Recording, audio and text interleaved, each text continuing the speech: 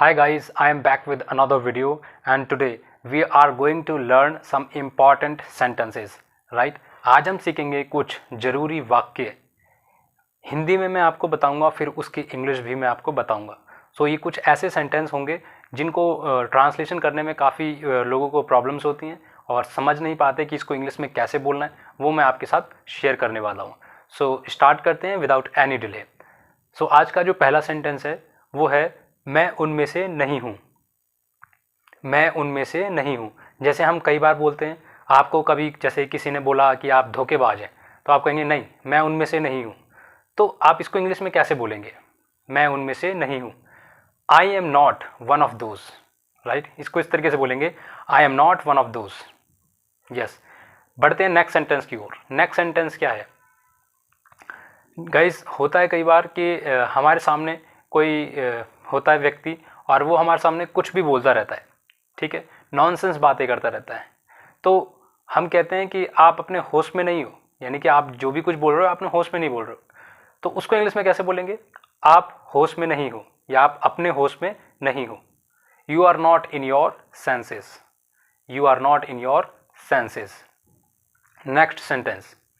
कई बार आप किसी से कुछ बोलते हैं या कुछ मांगते हैं और वो आपको साफ साफ मना कर देता है, तो हम कहते हैं कि उसने मुझे साफ साफ मना कर दिया, यानी कि उसने मेरे को सीधा इनकार कर दिया। तो इसको इंग्लिश में कैसे कहते हैं? इसको इंग्लिश में कहने के लिए गाइस एक सेंटेंस है, he gave me flat refusal. He gave me flat refusal. Next sentence. Okay, इसकी हिंदी गाइस मैं आपको पहले बताता हूँ। जैसे कि ये बच्चों का खेल है।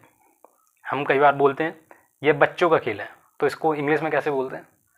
It is a child's play. It is a child's play, right?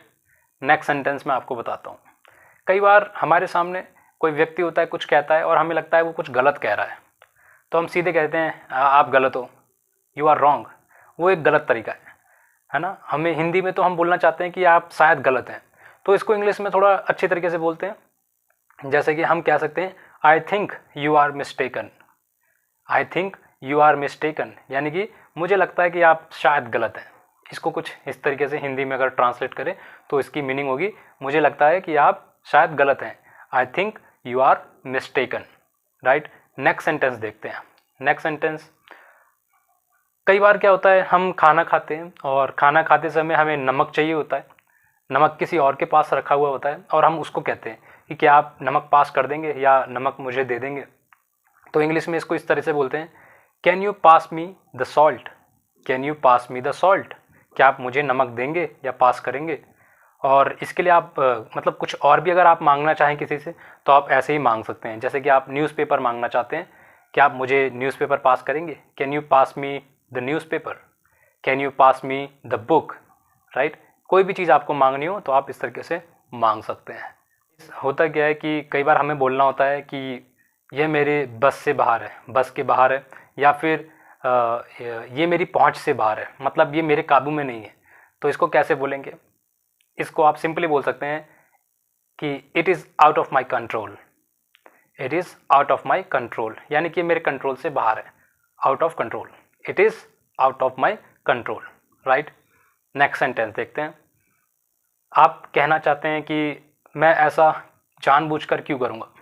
कोई आपको कहता है ना, आप ऐसा कर दो या आपने ऐसा किया है, तो आप कहते हो नहीं, मैं ऐसा जानबूझकर क्यों करूँगा। तो इसको इंग्लिश में बोलते हैं, why would I do it deliberately. Why would I do it deliberately, right? Deliberately का मतलब होता है जानबूझकर, और जानबूझकर को हम नोविंगली भी बोलते हैं, डेलिबरेटली भी बोलते हैं, ठीक है? यानी कि जब हम कोई काम जान के करते हैं तो उसको हम बोलते हैं डेलिबरेटली, जानकर। Why would I do it deliberately, मैं ऐसा जानकर क्यों करूँगा। सो ये थे कुछ सेंटेंसेस गाइज। आई होप कि आपको ये सेंटेंसेस अच्छे लगे होंगे, और ऐसे ही सेंटेंसेस अगर आप और जानना चाहते हैं इन फ्यूचर, आप कमेंट करके बता सकते हैं, और अगर आपका कोई डाउट है वो भी आप पूछ सकते हैं। आई होप कि आपको वीडियो अच्छी लगी होगी, और वीडियो अच्छी लगी हो तो वीडियो को लाइक कर देना, और if you are new here so you can subscribe to channel also. Thank you very much for watching this video.